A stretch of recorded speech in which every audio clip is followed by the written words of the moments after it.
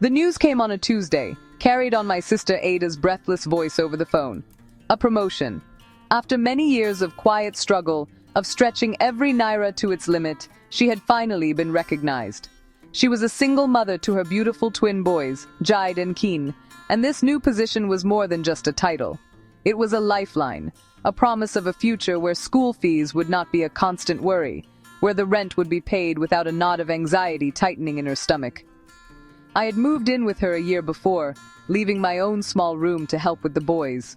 We became a unit, a small, tight circle of 3 adults and 2 boisterous children, navigating the bustling chaos of Lagos. Our shared flat, once filled with the quiet hum of unspoken worries, now buzzed with a new energy. Ada's laughter, a sound I had missed, returned, full and unburdened. She would come home from work, her face tired but her eyes alight with purpose. We would sit on the worn sofa after the boys were asleep, planning. We planned for new school uniforms, for a small holiday to the village to see our grandmother, and even for a new pot for the kitchen. These were small dreams, but they were ours, and they felt magnificent. The promotion was not just for her, it was for all of us. It was a testament to her resilience, a reward for every sacrifice she had made. We decided to celebrate. It was New Year's Eve, a fitting time to welcome a new beginning. Ada bought a new dress, a vibrant blue that mirrored the hope in her heart. She held it up against her body, twirling in front of the cracked mirror in our room, and for a moment, she was not just a mother or a worker. She was Ada, a woman on the cusp of a brighter life.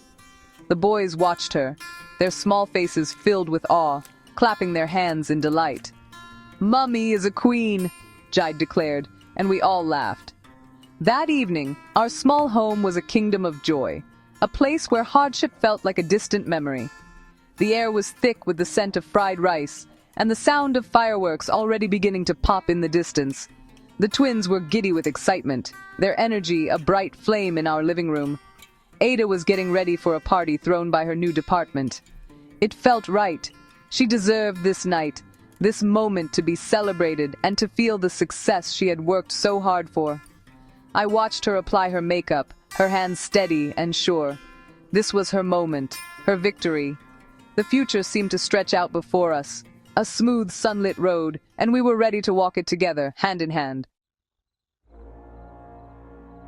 As the evening drew closer, a strange feeling began to settle over me, a quiet disquiet that I could not name.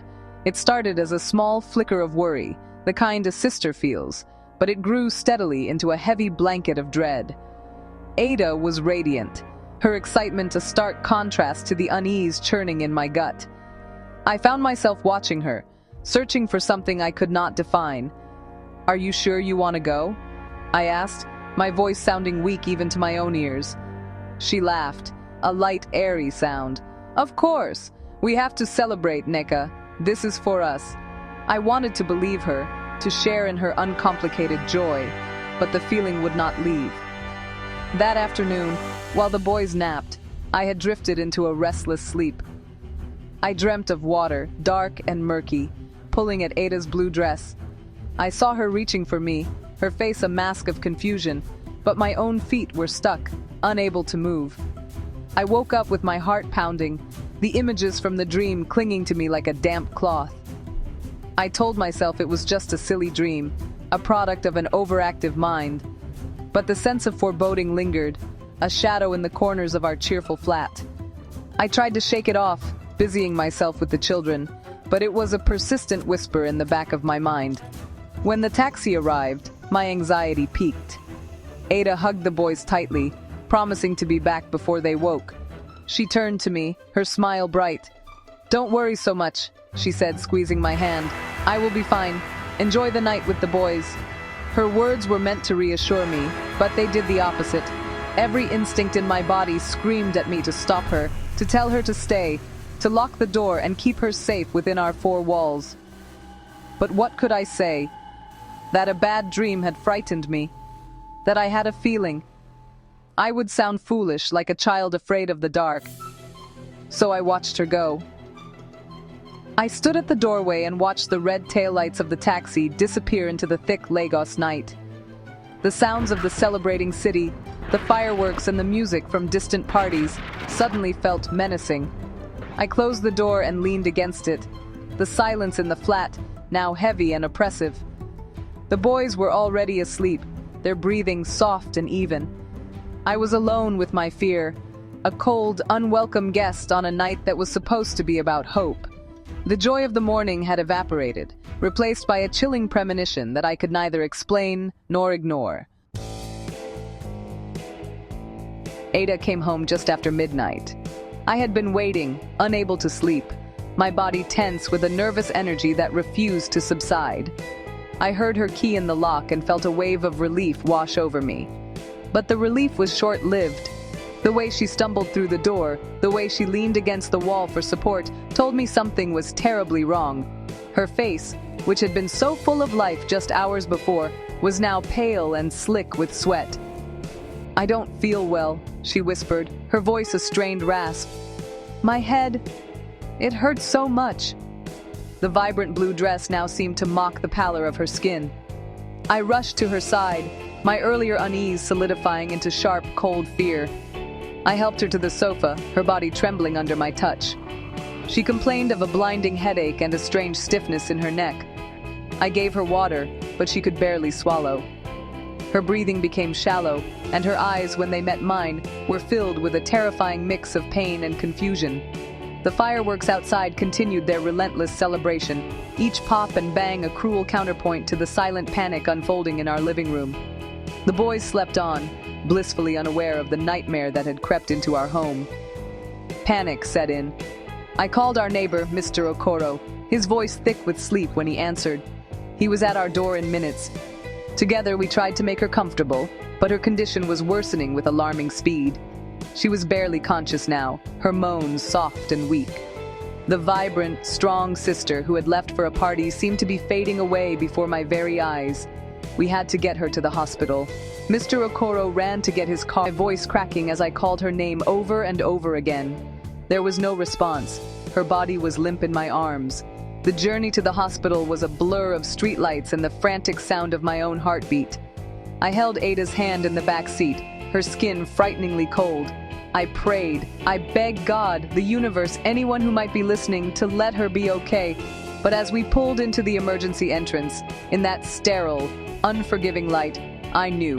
I saw the look on the doctor's face, a look of solemn finality. "A sudden, aggressive bout of meningitis," he said. It was too fast, too sudden. She was gone. The world stopped. The new year had arrived, but for us it had brought not a dawn of hope, but the darkest, most permanent of nights. The days that followed were a thick fog of grief and disbelief. How could she be gone? She was here, planning, laughing, just yesterday. Now there was only a gaping hole where her presence used to be. The blue dress hung in the wardrobe, a silent, painful reminder of our stolen celebration.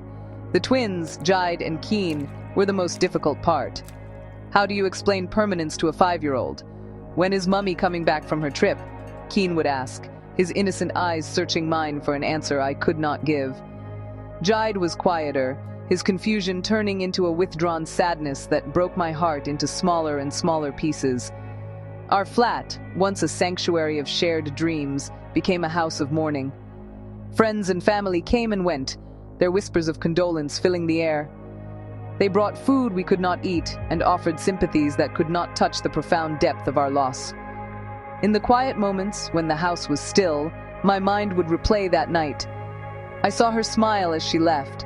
I heard my own voice, weak and uncertain, asking her to stay. The question haunted my waking hours and my sleepless nights. Was it fate, a cruel and unavoidable twist of destiny that was meant to happen no matter what? Or was it something else? Was it reckless to ignore a warning, even one that comes in the form of a bad dream or a gut feeling? I had felt it so strongly, that deep, primal instinct that something was wrong. I had let my fear of sounding foolish override the powerful voice of my own intuition. I had smiled and waved goodbye when every part of me wanted to scream. The weight of that what if was a crushing burden. What if I had insisted? What if I had told her about my dream, about the dark water and her outstretched hand? Would she have listened? Would she still be here? Now, I am all the boys have. I look at their faces, so much like hers, and I see the legacy she left behind. I must be strong for them, for her. But the pain of not being listened to, of not trusting my own inner voice, is a sharp and constant ache. Life is unpredictable, a fragile and beautiful thing that can be snatched away without warning. But perhaps our instincts are there for a reason, a quiet compass in the chaos. I will never know if I could have changed that night, but I will carry the echo of that unheeded warning for the rest of my days, a solemn promise to myself and to Ada to always, always listen.